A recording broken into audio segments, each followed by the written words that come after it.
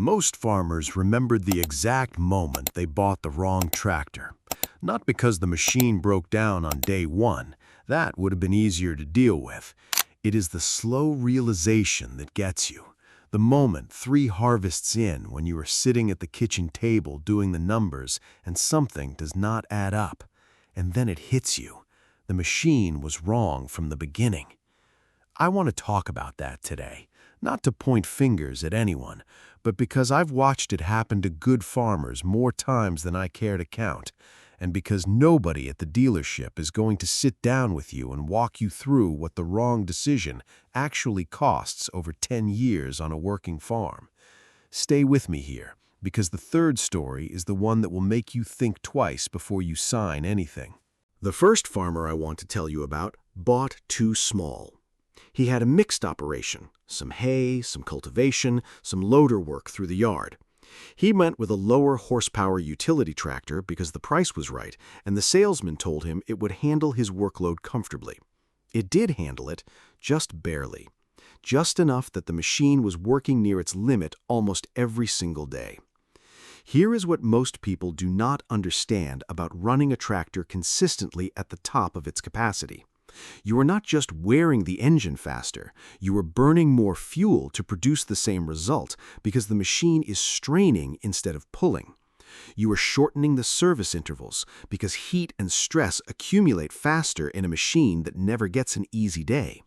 And you are losing time because a tractor under strain works slower than one with headroom. That farmer sold his machine at a loss 4 years later and bought what he should have bought in the first place. The savings he made up front had long since disappeared into fuel bills and repair costs. Buying cheap on horsepower is one of the most expensive decisions a farmer can make. Remember that. Now, the second story. This one is about dealer distance. A farmer in a rural area chose a machine from a brand with a strong reputation but thin coverage in his region. The tractor was well built, genuinely well built, ran well for the first 2 years without a complaint.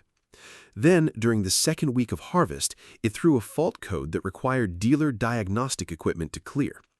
The nearest qualified technician was over 2.5 hours away. The earliest available appointment was 11 days out. His harvest sat for 9 days before the fault was cleared. It was not a major mechanical failure. It was a sensor issue that took less than an hour to fix once the technician arrived. But the delay cost him a portion of his crop to weather that moved in during those 9 days. That loss was real. It showed up in his bank account at the end of the season. The tractor itself was not the problem. The decision to buy a machine without asking the dealer coverage question first was the problem. Before you fall in love with any machine, ask yourself one question. If this tractor goes down at the worst possible time of year, how long before someone who can fix it stands next to it? That answer matters more than almost any specification on the sheet. Now here's the third story, the one I told you to wait for. This farmer did his research. He read reviews, watched comparisons, asked around. He bought a modern machine with a full technology package because the precision farming integration looked impressive and the fuel efficiency figures were strong. He paid the premium willingly. What he did not ask about was the software dependency that came with it. 18 months into ownership, a component failed that needed replacement, a straightforward enough repair by most measures, except the replacement part required a software calibration that could only be done through the manufacturer's DIOS system. He could not do it himself. His local independent mechanic could not do it.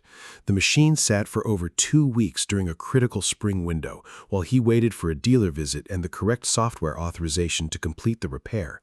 2 weeks in spring on a mixed arable farm. If you farm, you already know exactly what 2 lost weeks in spring costs. He told me afterward that nobody mentioned this when he bought it. And I believe him, because that is not the kind of thing that comes up in a showroom conversation unless you specifically ask for it. If you are buying any modern tractor with advanced electronics, ask this directly before you agree to anything. Which repairs on this machine require dealer software to complete? Ask it plainly and wait for a plain answer. 3 farmers, 3 different mistakes, 3 real losses that did not show up on any brochure. Here's what connects all 3 stories. None of these farmers made a careless decision. They all thought they were making the right call based on the information they had at the time. What they were missing was not information about the tractors. It was information about their own operations. The first farmer underestimated his daily workload. The second farmer underestimated the value of dealer proximity. The third farmer did not ask the questions that the showroom was never going to volunteer answers to. The tractor market is full of genuinely good machines right now.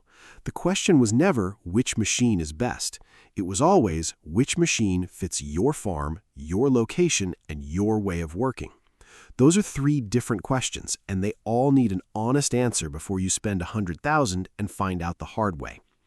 I have made expensive mistakes on this farm over the decades, some of them with equipment. What I learned every single time was that the cost of asking the right questions before you buy is nothing. The cost of not asking them can follow you for 10 years. If this kind of straight talk is useful to you, stay around. There's more where this came from.